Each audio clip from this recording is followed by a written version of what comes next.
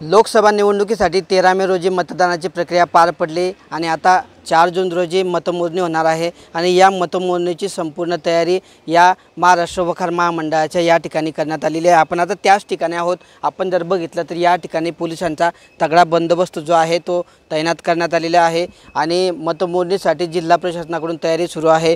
जिल्हा अधिकारी असतील, जिल्हा निवडणूक अधिकारी असतील, हे सर्व या ठिकाणी वेळोवेळी भेट देऊन सगळ्यात संपूर्ण तयारीचा या ठिकाणी आढावा घेत आहे आणि याच ठिकाणी जे ईव्हीएम मशीन आहेत ते ईव्हीएम मशीन सुद्धा या ठिकाणी स्ट्रॉंग रूम मध्ये ठेवण्यात आलेली आहे आणि त्या स्ट्रॉंग रूमच्या परिसरातच मतमोजणीची प्रक्रिया ही पार पडणार आहे। ही प्रक्रिया नेमकी कशी पार पडणार आहे, या ठिकाणी प्रशासनाची कशी तयारी आहे, या संपूर्ण गोष्टी जाणून घेण्यासाठी आपल्यासोबत जळगावचे जिल्हाधिकारी आयुष प्रसाद आहेत। काय सांगाल सर, नेमकी कशी तयारी सुरू आहे?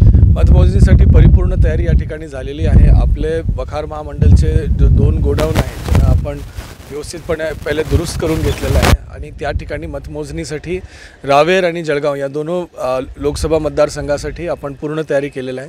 रावेरमध्ये 88 आपले टेबल्स आपले मतमोजणीसाठी आहे, ज्याच्यामध्ये 84 टेबल्समध्ये आपण ईव्हीएमची काउंटिंग करणार आहे आणि 4 टेबलमध्ये पोस्टल बॅलेटची आपण काउंटिंग करणार आहे आणि जळगावमध्ये 90 टेबल आहे, त्याच्यामध्ये 84मध्ये परत ईव्हीएमची काउंटिंग राहणार आहे आणि याच्यामध्ये पोस्टल बॅलेटमध्ये 6 टेबल राहणार आहे। 6 विधानसभा मतदारसंघासाठी प्रत्येकी मतदारसंघासाठी 1 राऊंडमध्ये 14 टेबल राहणार आहे, म्हणजे 14 मतदार केंद्राची मतमोजणी एकच वेळेमध्ये होणार आहे आणि या पद्धतीमध्ये व्यवस्थितपणे या पूर्ण मतमोजणी प्रक्रियाची प्रशिक्षण पण आपली झालेली आहे। त्याची जो ड्रिल्स असतो, कसं रजिस्टर्स भरायचे आहे, आज के डेटमध्ये सगळे सॉफ्टवेअर सिस्टमवर आलेलं आहे। एनकोर नावाचे एक सॉफ्टवेअर आहे, त्याच्यावर सगळ्या गोष्टी आल्या आहे। तो त्या सॉफ्टवेअर सिस्टमवर कसा एंट्री करायचा आहे आणि कसा अचूकपणे पूर्ण मतमोजणी प्रक्रिया राबवायची आहे या आपण पूर्ण करतो आहे। भरपूर जो आपले प्रतिनिधी आहेत त्यांनी जो कॅन्डिडेट्स आहेत त्यांनी आपला याची नेमणूक केलेली आहे, आपले एजंट्सची नेमणूक, जो प्रत्येक टेबल मागे एक एजंट त्यांच्या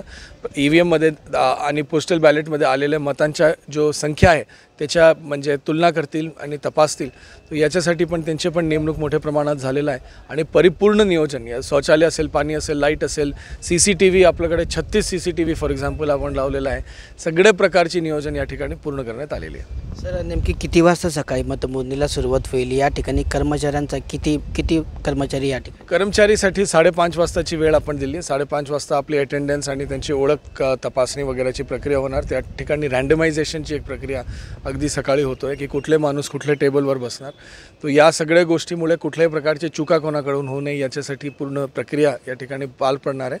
वो प्रक्रिया झाल्यानंतर आपली मतमोजणी जो आहे सकाळी 8 वाजेपासून सुरू होईल आणि मला अपेक्षा आहे की 4:30 पर्यंत दोनों मतदारसंघ व्यवस्थितपणे पार पडतील।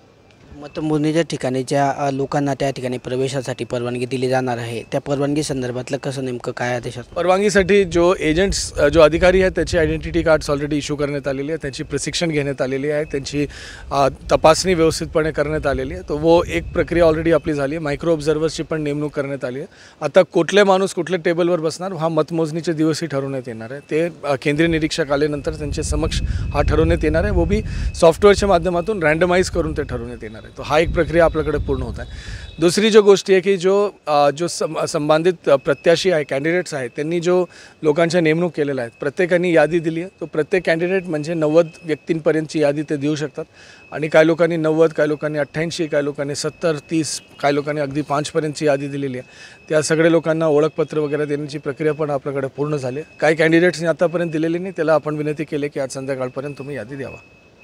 तर अशा पद्धतीने या ठिकाणी जिल्हा प्रशासनाच्या वतीने महाराष्ट्र वखार महामंडळाच्या ठिकाणी 4 जून रोजी मतमोजणी जी होणार आहे त्याची संपूर्ण तयारी करण्यात आलेली आहे।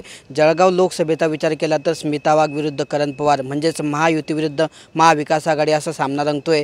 तर दुसरीकडे रावेर लोकसभा मतदारसंघामध्ये राष्ट्रवादी शरद पवार गटाचे श्रीराम पाटील व महायुतीच्याच म्हणजे भाजपचे उमेदवार रक्षा खडसे यांच्यामध्ये सामना रंगतो आहे। या सगळ्या उमेदवारांचे जे आहे ते भवितव्य जे आहे ते ईव्हीएम मशीनमध्ये बंद झालेलं आहे आणि 4 जून रोजी या सर्व उमेदवारांच्या भाग्याचा फैसला हा होणार आहे। जवळपास या मतमोजणीची तयारी जिल्हा प्रशासनाकडून या ठिकाणी पूर्ण झालेली आहे। आता 4 जून रोजी नेमकं कुणाचा विजय होतो, कुणाचा गुलाल उडतो याकडे संपूर्ण जिल्ह्याचं लक्ष लागलेलं आहे। किशोर पाटील, TV9 मराठी, जळगाव।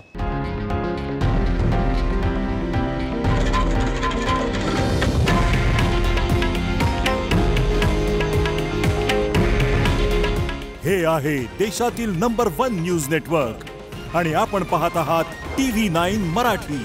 काळजी तुमची, हित महाराष्ट्राचं।